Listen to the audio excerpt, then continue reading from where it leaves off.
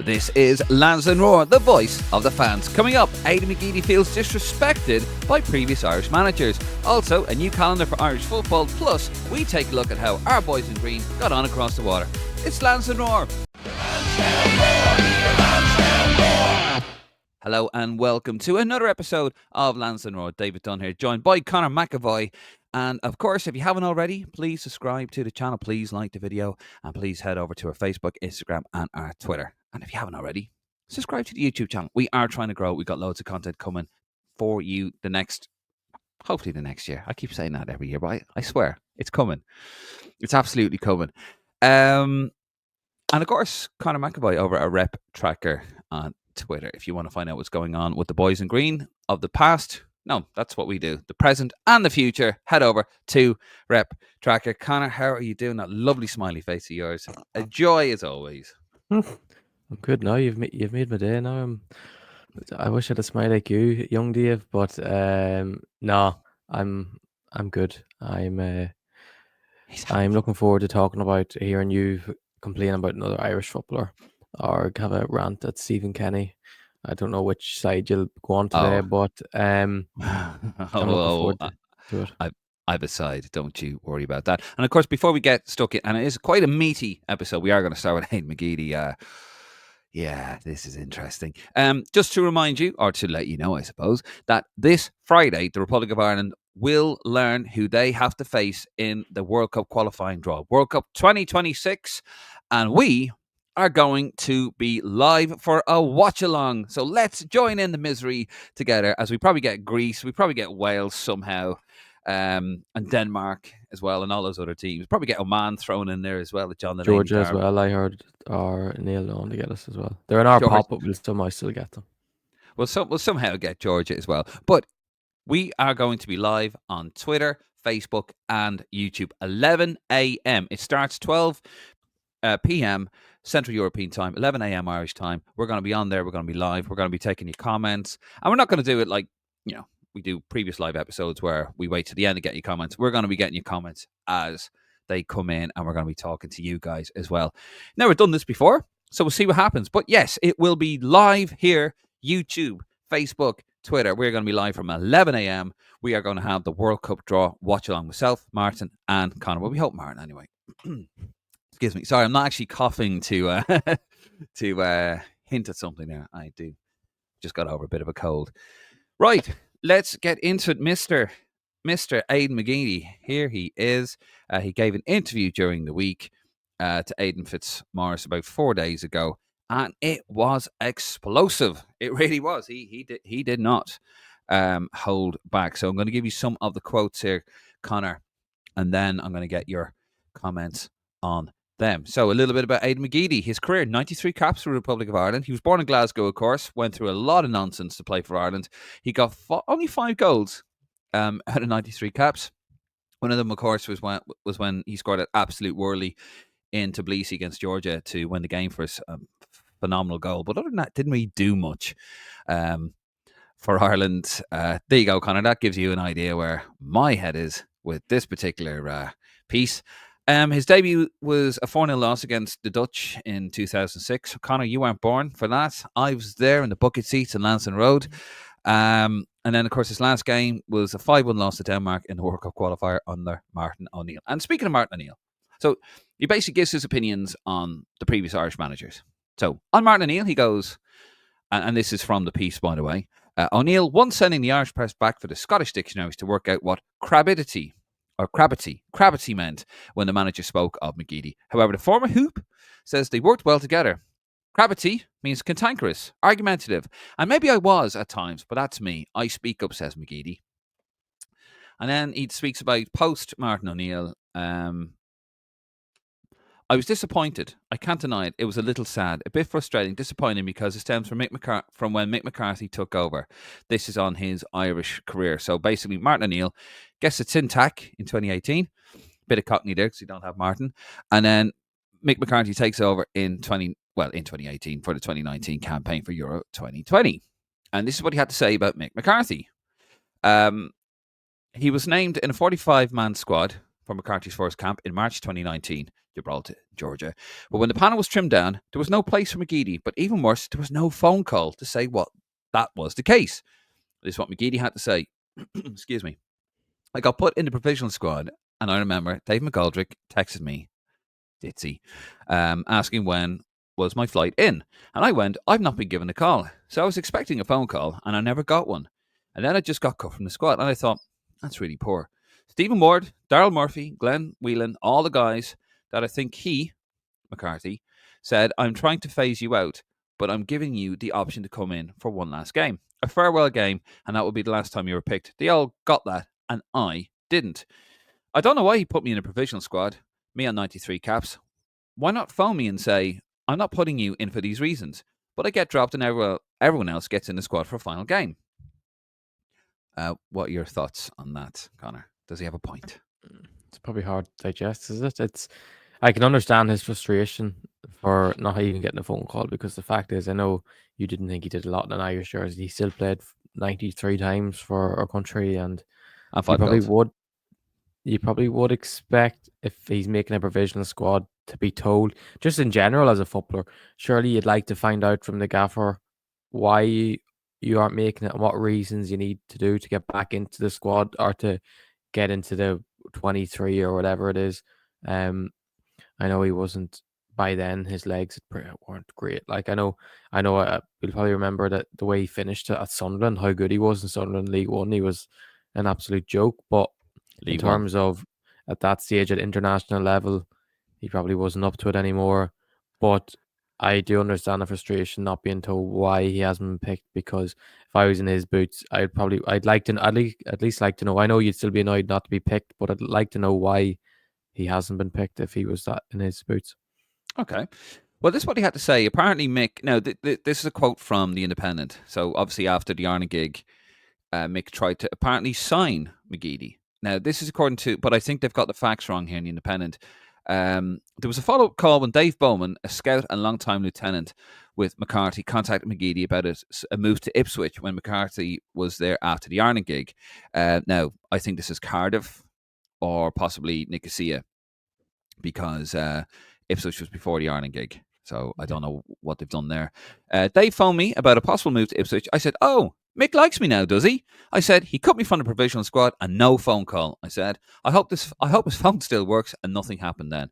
I just thought it was poor form because it's about a lack of respect. This is what he had. Sorry. No, there's not much you can say in that. No, I At least mean, he's standing his ground. oh yes, there's lots of that here. Now here on your pal Stephen Kenny. He phoned me up and I had no dealings with Stephen Kenny at all, says McGeady. I've remembered one of his interviews where he'd been asked about me if he'd consider calling me up. I remember this. I was on the Zoom call. He gave what I considered quite a condescending speech saying, we never discount any player, but the gap between League One and the Championship is big. Bigger, again, to the Premier League, he said. Aiden is playing well and we can't discount anyone. What do you make of that? Fair? It's an honest point by Stephen Kenny. Is he wrong? No. I remember that. I remember he was asked about that on the Zoom call. I do remember that. And then I think to myself, you're calling up guys in my league like Ronan Curtis, who aren't playing well or as well as me. So that goes out the window. The next Or contact, Roland Curtis always gets shot. he does, doesn't he? Thrown under the bus. The next contact, according to McGeady, was in late 2021 season when he was at Sunderland. He phoned me right after we lost in the playoff semi-final. He said, we have these 2 friendlies in the summer, and I'd like you to come in or come away to have a look at you. So I said, Stephen, if you don't know me by now, you've not been watching, because I've played over 90 times for Ireland and I've had a good season. Are you calling me up or not? And Kenny says, he said, I'm calling you up, but I just want to see you in these 2 friendlies. I said, if you want to call me in for qualifiers, fine, but I wasn't born yesterday. All your main squad have pulled out as it's 2 pointless summer friendlies. Now you are phoning around the houses trying to pull people in. I've done all that, mate. I did that for years, sat on the bench in Georgia and Austria. If you're serious, call me up for qualifier. Then you mean business and no problem whatsoever. But I'm not being the last man you phone for 2 summer friendlies. He was like, we will be in touch about games in September. Obviously, he didn't. Now, keep in mind, McGeady would have been 35 or 36 around this time. You start to see now why, Conor, I don't have a very favourable opinion about Aiden McGeady. Yeah, He's a bit up his arse, isn't he? he is. I don't know how he can really complain to Stephen Kenny, because that's what happens when lads pull out. You go to the next down the line and you try and get them involved, and there's a difference in watching a player, going to watch him at Sunderland in League One, to seeing them in the flesh and training every day, or seeing them playing a couple of friendlies. Like, who, if he played in them two friendlies, his caps for Ireland would have went from 93 to 95, and maybe if he impressed, scored a goal, got an assist, he would have made the September squad. You never know. I know he was still playing in League One, but I think it's quite egotistical to say that to someone who was pretty much fresh into the job at the time at Ireland. I just think it's unfair to. I think Stephen Kenny's probably an easy target for him to have a Yeah. go at like that. So, thankfully, Stephen Kenny's probably stood his ground and didn't bring him in the September. But it's You, you, strange. you can kind of see why. If you're a manager, you look at that and go, why do you want to be dealing with that? I mean, he's not a 25, 26-year-old. He's 35, 36. You know, let's be honest, he never really. He's the man with unfulfilled potential. He showed you flashes of brilliance of what he can do, but he never did it on a consistent basis. Like, we're not talking about a superstar here. We're talking about a guy, yeah, he tore it up in the SPL ish. Then he went to Spartak Moscow, and then he did okay in the Premier League for Everton, but I don't think he really, set fire to Goodison Park. And then he did okay in League One, in the third tier of, as a 35, 36-year-old. And what has to be remembered is Stephen Kenny called the players that were in the 20s, that weren't they, in League One. Yeah. There were like Jason Knight, when he was playing for Derby in League One for a bit. You're not going to be there for a long time. This is the start of your career, so you're gonna go up. Whereas Aiden McGeady was clearly at the back end of his career. I mean, And he retired. it's not like it was a qualifier that he was trying to bring McGeady in for, where it was coming in to make an impact. It was summer friendlies, like, I was a which would camp. be a building thing. And so if he's going to bring him in for a building camp as such, you Yeah, think that he would have been somewhere in his plans somewhere, that if he wouldn't be against bringing Aiden McGeady in if he had to. So it was just strange. Like, when I look back at that camp now, I remember that was meant to be Sammy Smodics's first camp. I know he went for a couple of days and then got yeah, injured, but I remember most of the lads that were in that camp uh, were involved with Ireland again after that. So I imagine, I don't know what the list was from then, but I'd imagine 95% of the lads that were in that squad are either played with Kenny again or gone, like Jeff Hendrick and likes them. But in terms of, are either there now or have been involved since. yeah. This is on Kenny's remit. It's fair to say McGeady was left unimpressed. I don't know what the remit was from the FAI, but it seemed to me like it was get as many of the under 21s in as we can. And they were not ready. They were going to try this attractive football, but attractive football has to have an end product with possession to go forward, and it didn't work. I've heard people say that he built foundations, but it takes years and years to build foundations, and in Ireland you don't have years. You qualify for tournaments, as simple as that. And then he continues on the tactics. It was possession for possession's sake, with no intent to go forward. I listened to his interviews, and even in his chat with me, he said something like, I've given 36 players to international debuts. I said, yeah, but what have you qualified for? Do you think that stat will blow my mind here? Are we just rushing players through the door to give them international debuts? Have you to satisfy the FEI hierarchy? Does that look better in presentation to them? At the end of the day, you're not going to qualify for things. I mean, I get what he's saying about the possession-based football. It didn't work. Clearly, it didn't work, and he got found out. But I mean, we had a logjam of talent coming through. We had players making their debuts at 27, 28 when they should have been making their debuts at 21, 22. So, I mean, that wasn't really Kenny's fault. There was a paucity of talent. Mm-hmm. What was he supposed to do there? It's just mad. I don't know how people can have that opinion. It's obviously he doesn't have that keen of an interest on the future of what Irish football was at that time. I know he's, as a footballer himself, he obviously probably have a selfish mind. If you're in his position yourself, you'd think the same. You should never think you should be turned down the opportunity. Probably when there were stages he probably should have been in the squad, like when Daryl Horgan was still in it and Ronan Curtis were getting called up. He probably should have been in over them, but for the long term sake, Stephen Kenny had to bring them lads through. Of The course. style of football had to change in a sense, because It was so bad at a stage under Martin O'Neill and Unreal. Mick that little changes had to be made because it was torture to watch. It was. And let's see if he's a bit bitter. I see James McLean got his 100 cap with his family there. Robbie Brady got his 50th family there. Everyone got it, and I didn't. I'm not I'm not downplaying any of the players I played with. Wardy, Stephen Ward, was my roommate. He got 50 caps and got a farewell. Wheelo got one. I was forgotten about, and no one from the FEI contacted me, and I've not been back over since. Yeah, I bet you they're fucking top of the list now. Packy Bonner, an FEI board member, contacted me to see was I missing any caps. I said if there was any way I could help in Ireland, shadow someone in training with the 17s and 18s, I'd love to be able to. And then just came back and then he just came back just with the caps. It was just Packy, no one else. He's the only one I spoke with since I left. And then on being a manager, I've got the temperament to be a manager. And I think a good one at that, because there's things that I see wrong every day in football. And I try to address it. He says, there are parts of me that want to be a manager, but there are more parts of me that don't, I think. So he's got perfect temperament to be a manager, but he's undecided whether he wants to do it or not.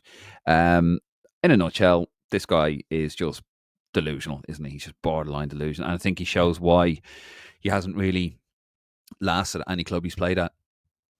Yeah, it's mad. But when you look at the thing of coming in, shadowing a player, showing them, helping them out, I have no problem with that. Great, bring him in, do it.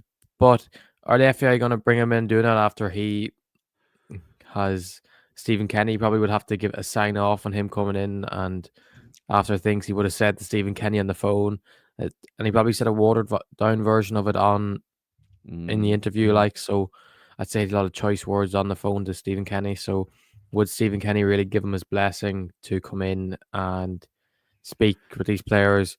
Could possibly have a word with these players saying, "Oh, this manager is this manager is that," bringing a bit of negativity. So it's, in essence, it's a good thing to try and do, but he's probably not the right person to do it. No, he's not the right person to do it. Someone like Seamus Coleman, even a James McLean, a consummate professional on the pitch. McLean, no. But no, Seamus Coleman, yeah, definitely someone you want around that camp. A leader. McGeady, not so much. So there you go. Give us your opinions and your thoughts in the comments below. Does McGeady have a point? I mean, we're not going to discount everything he says. He's right about some of the things, but some of the things, really, a manager. So before we move on, just want to remind you guys that you can be the very lucky owner of a Lansdowne Legends flask. Now, I say lucky, I mean, we're not giving away, you have to buy them. Conor, show the lovely people out there you have one of these. Look at that. It's a Euro 88 special edition there. They are quality. And Beautiful. I know the Republic of Ireland have been a bit of a tough watch over the last few games. So, you want to drown your sorrows. There you go. We have a USA 94 30th anniversary commemorative edition, and we also have a Euro 88 one. To get those, it will be in the link below. They're £25 for the set, including packaging to the UK, and there's a bit of extra packaging there for the Republic of Ireland. Sorry, guys, but Brexit and all that.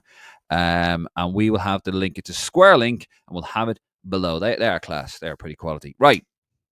Let's move on to the next bit here, and it's about grassroots. And of course, it was a very special vote last few days, a very important vote actually, kind of went under the radar a little bit, and it's about a new calendar for Irish football. So what does the vote mean? In simple terms, and this is from Dan McDonald, by the way, in The Independent, in simple terms, this means that by 2028, every league in Ireland operating on the FAI will be run on a calendar year basis, with the registration period opening in January for seasons that will run from February to November. Does it apply to underage football? Yes, it does. What's the argument in favour of this switch? Well, here are the pros. Conor, I'm going to get your opinion on this. Ireland's the only country of UEFA's 55 members that does not have an aligned football pyramid with all levels of the game operating at the same time. Different counties operate completely different schedules. While the League of Ireland runs through the summer, many amateur leagues run through the winter. Counties like Mayo and Roscommon operate calendar year football already with games through the summer, but neighbouring counties are vehemently opposed to doing so. Proponents of the plan feel this dysfunctional system needs to be tackled. Conor, your thoughts on that, please? I think it's something that's had to happen. I've spoken to someone who's from Kildare actually, and Their league is a summer league in a sense, and he absolutely loves it. He thinks it's the best thing that's happened to them. Like in terms of where I'm from, Cavan Monaghan League, was all the games last weekend were called off with the storm, and I know storms can be freak things that happen, but there's been weeks of been no matches, a lot of matches. If you don't have an AstroTurf pitch, you're just not going to get a game played. I know the thing of a line calendar can be a bit of a false thing because if you look at England, you look at Scotland, Wales, even Northern Ireland, their leagues are all the September to May, so whatever it is, and all their underage leagues are still running on their calendar. And imagine people from the UK would as well like to change their summer calendar for that sense because they're Mm. constantly getting matches called off as well. So I do think it's something that's had to happen. I know there will be a difficulty trying to convince some leagues. I seen the Donegal League doesn't really want to do it, but I think it's something that's had to happen just with the weather and the amount of matches get called off every week, and the kids aren't going to get the chance to develop. 60% in 23-24 season, 60% postponement rate of games between November and February. I mean, look it out there. The storm right now, Storm Dara, battering the UK and Ireland. We don't have facilities in Ireland to tackle that. Even at top level, we'd struggle to tackle that. Never mind grassroots level. So yeah, something has to be done. The viewpoints of the opponents, and this is from Dan McDonald again. It varies from county to county, with Dublin schoolball officials arguing that summer holidays will decimate teams, while regional opponents from leagues operating off the winter schedule argue that summer activity will bring them into direct competition with the the GAA. A battle then they claim they will lose, thus affecting participation numbers. It's been pointed out, though, that the GAA underage tournaments are operating across the year in many counties. Mayo operate an arrangement designed to limit clashes, and officials, they believe it lays out a template that could be workable elsewhere. So, yet again, it has to happen, Conor, doesn't it, really? Yeah, it does. Like as someone that's GA as well, like there's ways you can work around it. Would you rather play a league that you're actually going to get to play matches, or would you rather have the thing that you're waking up on a weekend, you wake up on a Saturday morning, you get a text, your match has been cancelled? Like there's no worse feeling than that. I know people are going about clashing with summer holidays, but what, you go away for a week in the summer, you miss 2 training sessions and a match at the weekend.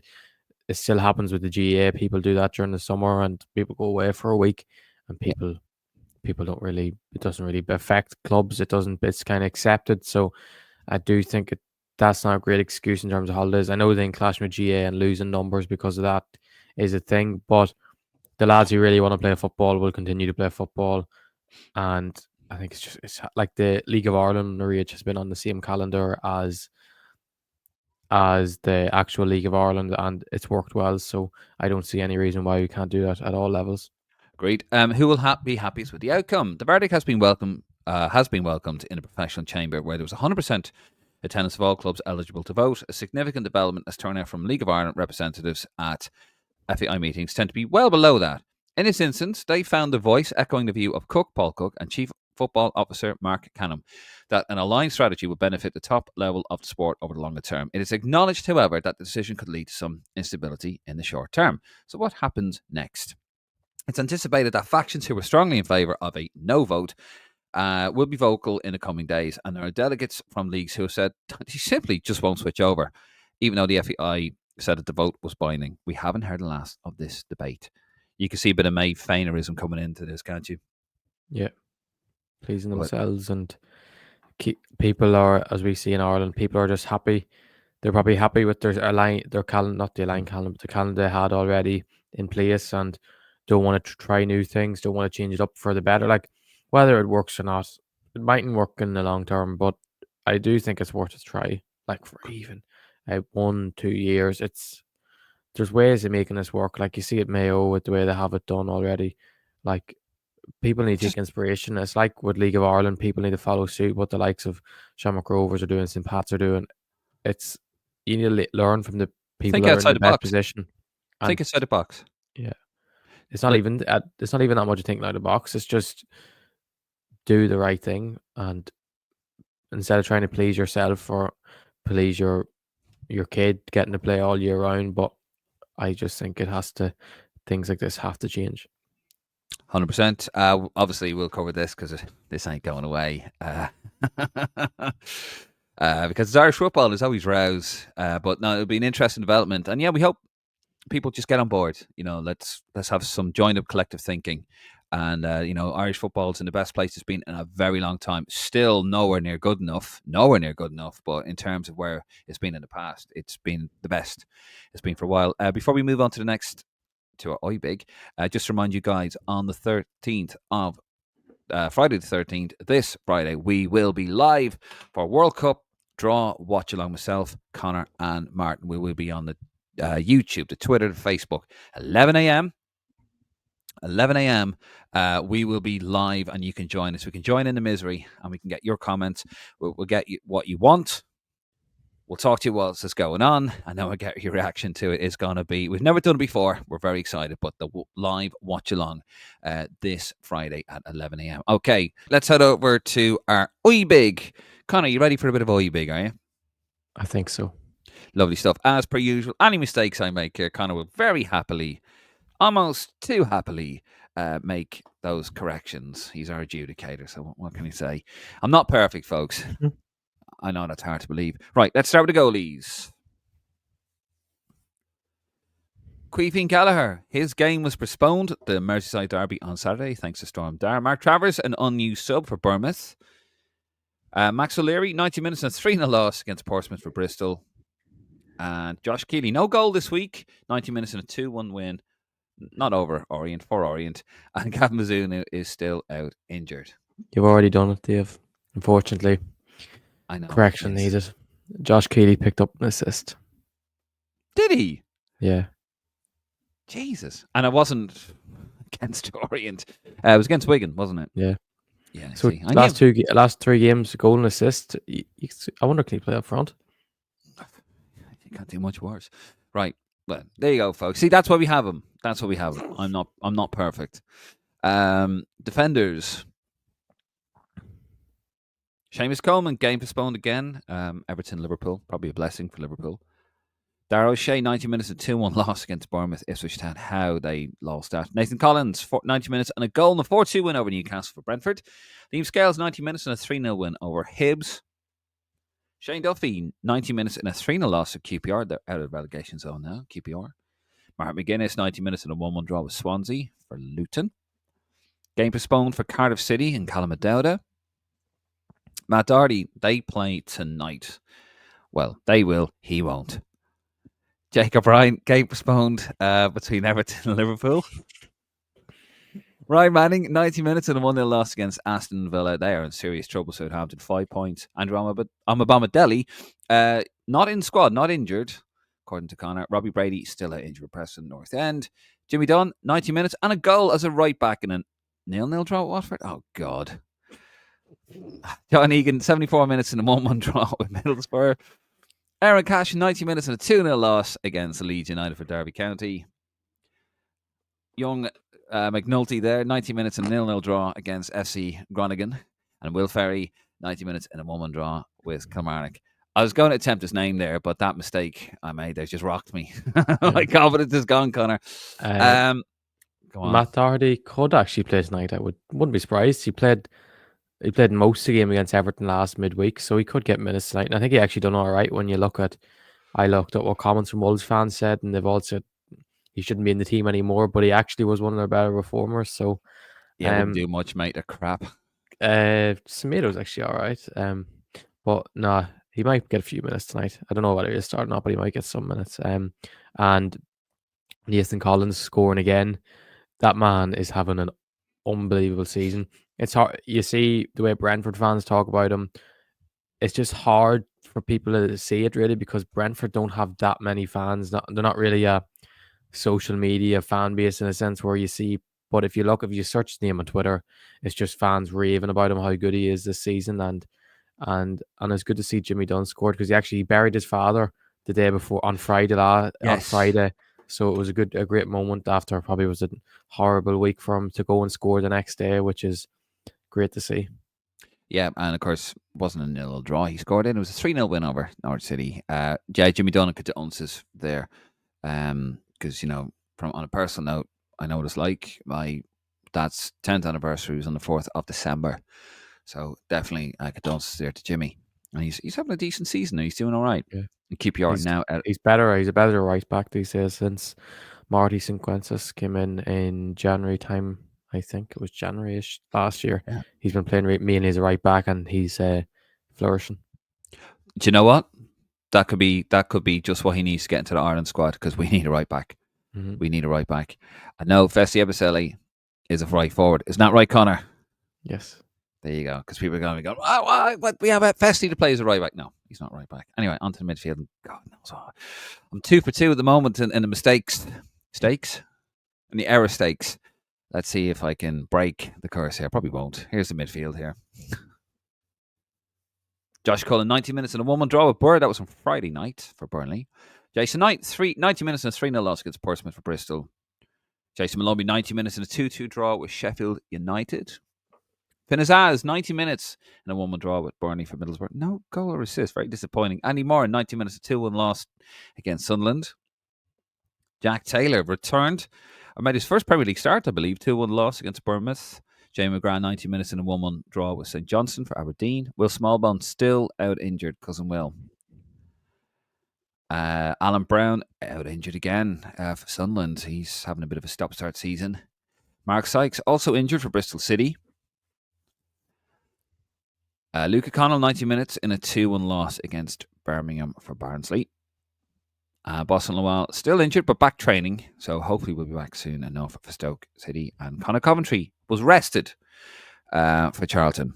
And I say that because his manager said that we took him off and he could barely walk in the last game. He could or something like that. He said he was stiff, and that they rested him for the game. So yeah, I do a little bit of it. Was that all right, Conor? Was that okay? That was good. It was great to see Jack Taylor make his first Premier League start, and he actually done very well. He came off in the 98th minute. So, but fans spoke very highly of him. If you look at his SOFA score rating, I know we don't like to look at that, but it's a good indicator whether a player has done okay or not.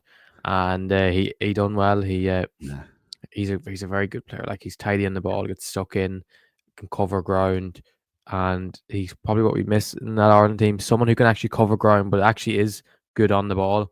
And from watching Middlesbrough against Burnley on Friday night, I just don't get it with Josh Cullen. Will you put him in the Championship? He's Championship Rodri. He looks an absolute level above everyone in midfield. He was so good on Friday night, and then when he makes a step up to Premier League, he seems to struggle. I don't know whether it is the fact is when you put him in the best team, he shines as that number 6. I think if you put him in a top Premier League team, he would shine because he's that sort of conductor, like for example, what Jorginho does for Arsenal when he plays. If you put him in a team that he has to sit back for 90 minutes and try and fend off the opposition, I don't think that's his game, but I thought he was excellent on Friday night. Well, I can answer that one for you with Josh Cullen. I've said it for years. He does well in the Championship because it's a slower pace. It's still a high standard, don't get me wrong, but slower pace in the Premier League, and he needs too much time in the ball, needs too much time to think. You can conduct a game at the Championship level, that's fine. Still a good level, but the Premier League is the best level, and he requires too much time in the ball. He can't do it, and also he's playing in a team that's going to be struggling as well, but I don't think he could do it at a top team either. He just needs too much time. Even for Ireland at times, he's been caught catching flies. You know, I remember watching him against Portugal, and it was behind. Didn't have the media pass. It was behind the goal in the corner, in the south stand. The south stand. I remember just watching him, and you saw Chidozie just making these runs, and he was just standing there, Josh. Just I'm like, play it now. And then you play 2 seconds later, and sure, the time was gone. So, and I remember said to Kenny McCoy, I hope he's watching, Kenny. I remember saying to him at the time, like, this guy's too slow on the ball. That's why he can't do it in the Premier League. Genuinely. Anyway, sorry, gone off on a bit of a. Is your anger gone? Oh no, my anger never subsides. It doesn't when you hit 40. Trust me. You'll be this age, although you bloody well won't if you keep up your lips, son. You'll be this age one day. To the attackers. Evan Ferguson, 70 minutes in a disappointing game, 2-2 draw with Leicester. They were 2-0 up at one stage. Troy Parrott with a goal. I forgot to put it on that against Ajax. Adam Ida, 67 minutes and a 3-0 win over Hibs. Tom Cannon, 90 minutes and a 2-1 loss against Sunderland for Stoke. Sammy Smotrich, 80 minutes and a 2-1 loss against Bournemouth Ipswich Town. Festia Baselic, game postponed. Watford, I think it was Watford Cardiff or Watford Plymouth, can't remember. Casey McAteer, 62 minutes and 2-2 draw with Brighton for Leicester. Mikey Johnson, 87 minutes and 2-2 draw with Sheffield United for West Brom. Chidozie Ogbenny still out injured. Our thoughts with him. Conor Robinson, game postponed for Cardiff City. Michael Obafemi, game postponed as well. All down that West Coast. Not happening. Aaron Connolly, an unused sub in Sunderland's 2-1 win. Sinclair Armstrong, 60 minutes in a 3-0 loss against Portsmouth for Bristol. And Tyler Goodrum, game postponed for Oxford United. There you go. Go on. I was just thinking Armstrong played 30 minutes. He didn't play 60 I know. minutes. I've done it again. He came on the 60th minute. He didn't play 60 minutes. Yeah, when I looked at it, I thought, shit. It's like, but maybe Conor wouldn't see it. But you know what's funny? It's strange with Aaron Connolly now because do you remember he scored that unbelievable volley against Millwall in that start? Since that game, he's played about 5 minutes in total. Strange. He's played 3 games since. The next game, he didn't get a minute. And then the game after that, I think he played 3 minutes. And then he was an unused sub at the weekend. So I know they were missing they were missing one of their attackers, but it's strange that he's going from scoring a worldie of a volley to pretty much being an unused sub, which is strange. But in terms of the rest of the forwards, it's great to see Troy Parrott score a goal against the top opposition in the Netherlands, and it was a brilliant goal at that. Tom Cannon, I watched Stoke and Sunderland on Saturday, and he probably should have scored. He missed a big opportunity, and I can't think who else do we have there that actually played at the weekend up front. Evan Ferguson, actually, yesterday, he had an opportunity where he should have shot himself, and he passed it Matoma. Matoma should have scored, really, but it probably showed Evan Ferguson's confidence at the moment that he probably should have shot himself or took an extra touch and imposed himself, but he passed Matoma. But it's just disappointing to see that his confidence probably isn't there. But it was good to see him start actually and play 70 minutes. But there's still loads more to come from him. Hopefully so. Right. Well, tell us what you think. Not about my gaffes, by the way. No comments on that, please. Bit of class, bit of decorum from the Roar faithful, please. But tell us what you think in the comments zone. Of course, we'll talk about it this Friday. This Friday, we will be live. So do not forget, Friday, World Cup watch along, 11 a.m., Friday the 13th. We will be watching the draw as it unfolds, and you can watch it with us too. We can all wallow in the misery because God knows what we'll get. We haven't had much luck in the draws recently, so third time's a charm probably. But that will be live on YouTube, Facebook, and Twitter, 11 a.m. Irish time. Do not miss it. And of course, don't forget you can get your flasks as well. The link will be in below. £25 for the pair for the set. Free postage and packaging within the United Kingdom. But the link for those will be in the description of this video. And speaking of this video, if you haven't already, please like the video. Please subscribe to the channel here on YouTube. You can also head over to a Facebook, Instagram, and our Twitter account. It will be in the LinkedIn down below as well. And if you haven't already, head over to Conor and Rep Track. If you want to find out what's going on with the current Boys in Green and the future Boys in Green, that is the place to go. And if you want an audio version of this podcast, either go to wherever your podcasts are, Spotify, the usual stuff, or you can head over to lansdowneroar.ie. That is lansdowneroar.ie. Anyway, that's it from us. I'm David Dunn. He's Conor McAvoy. We will see you live this Friday the 13th at 11 a.m. Join us.